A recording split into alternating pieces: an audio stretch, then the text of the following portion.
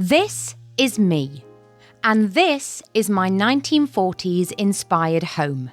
A home that I now own outright after paying off my mortgage a couple of years ago.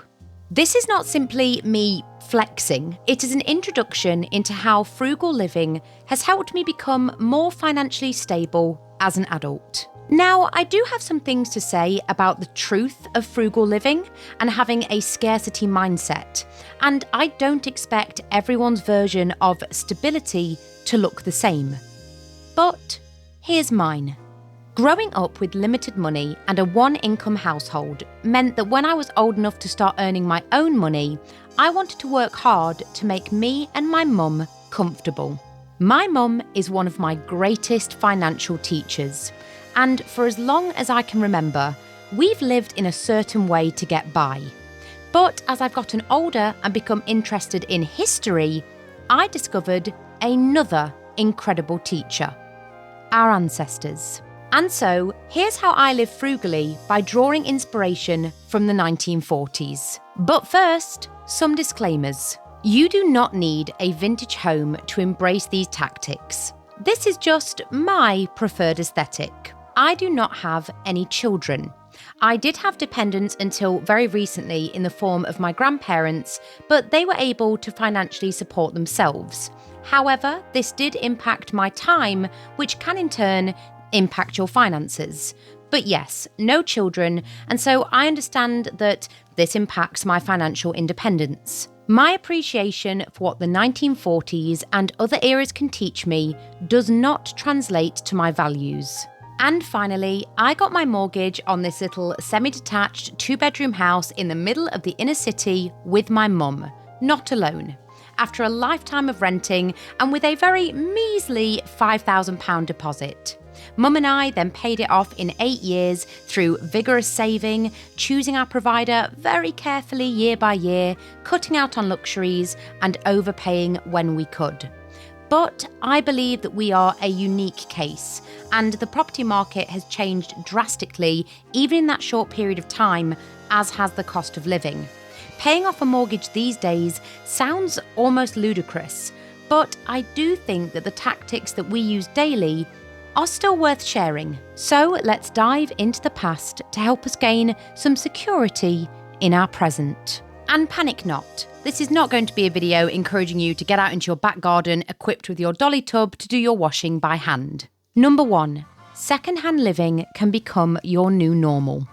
Almost everything in my house is second-hand, either thrifted from charity shops or handed down, like my Smeg fridge from my nan.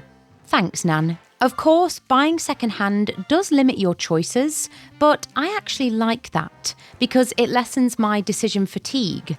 And if something isn't quite right, then I can use my agency and skills to repair it or amend it. And if I don't have these skills, then I can learn them, often for free. In the 40s, they called this make, do and mend. Reusing or repairing items means that they have a longer lifespan. So whether you're bringing old furniture to life again or still driving around in your 2007 Beetle, you're freeing yourself from the upgrade loop, and often that means saving money. Well, why not get together with your friends and form a make, do and mend group? And the great thing about broadening your skill set is that you can get creative. You can look at a part of your home and think about ways to improve it that won't break your budget. Or you can take on new skills. For example, as part of my gold membership, I'm joining my own knit and natter group, obviously taught by somebody else, to re-hone those skills which my nan had started to teach me before she passed away. I'm not only excited to pick up where she left off, but also to connect with my community. And if you'd like more details on that, then I've linked my website address below. Number 2, cooking from scratch. In the 40s, people were forced to make rationed food go further. Nowadays, eating out and takeaways are just so expensive. And so this quickly became a very occasional treat for us, not a weekly staple. I mean, even the food in the supermarkets can sometimes be dear. Our pantry is modest and filled with foods and ingredients that can go far. Potatoes, for example, are a real godsend and can be used in so many different recipes. I mean, we've all heard of potato Pete, Making soups is a brilliant lunch option, cooking one whole chicken and then spreading it over different meals, or one homemade cottage pie that can provide me and my mum with dinners for the next 5 to 6 days. If you're feeling extreme, then why not try out some old ration recipes from World War II? Not only does this make for a fun activity in the kitchen, allowing you to get a bit experimental, but they're really very tasty. And yes, I can appreciate that this can take time, but an immediate investment of batch cooking can then save you time as the week goes on. And money. Number 3, sticking in the kitchen, we don't really have fizzy pop in this house, and we rarely have alcohol. Our main source of fluid is tap water and squash for my mum who hates the taste of plain water. Plus, tea and coffee. Everyone knows the trope of tea keeping the nation going during the war, but making your own hot drinks at home and then popping them in a flask rather than spending it at Starbucks can make a surprising difference month by month.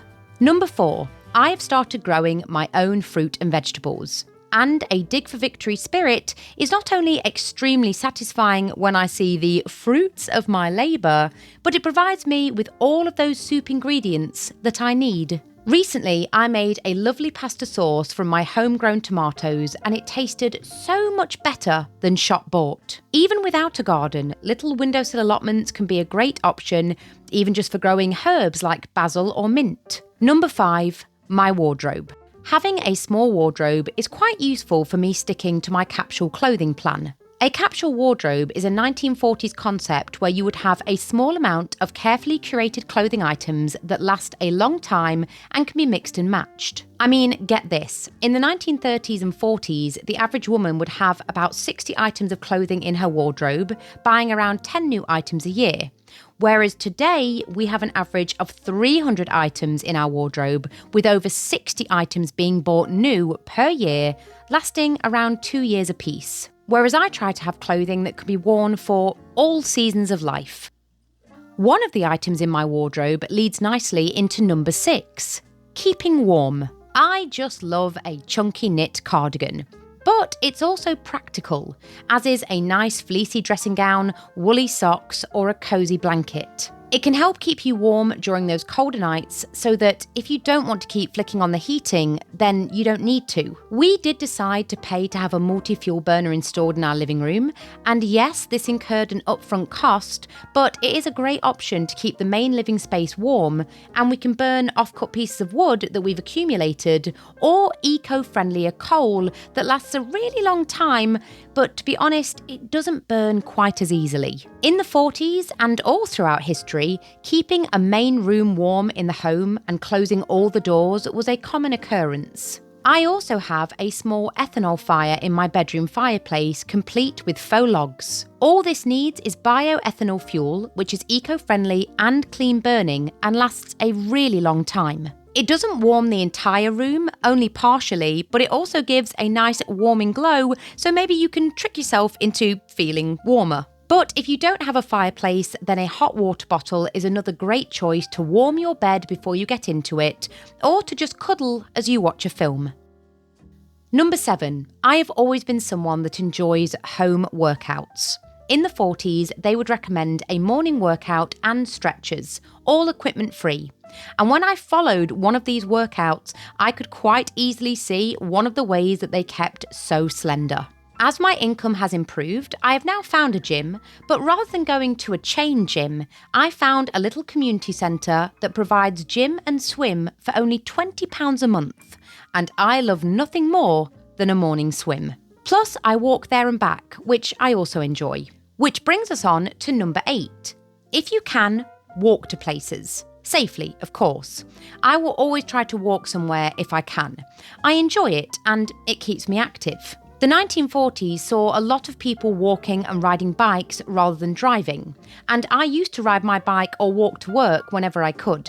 It saves a bit of money on public transport and also the astonishing petrol prices these days. Number 9, do more, buy less. If there's one thing that the 1940s has taught me, it's the simple ways that people spent their time to still find enjoyment and pleasure. Picnics, walks, a cup of tea at a cafe, all experience-driven rather than wallet-driven. These days, I admit, it's hard to find things that you don't have to pay for. I mean, even a cinema trip is a lot pricier than it would have been for our great-grandparents. But there are still ways that you can spend time with loved ones or even by yourself that don't break the bank. Number 10, homegrown self-care. I don't really get my nails done or go for haircuts when I know that I can just maintain my beauty at home. Our grandmothers gave lots of useful and cheap beauty hacks.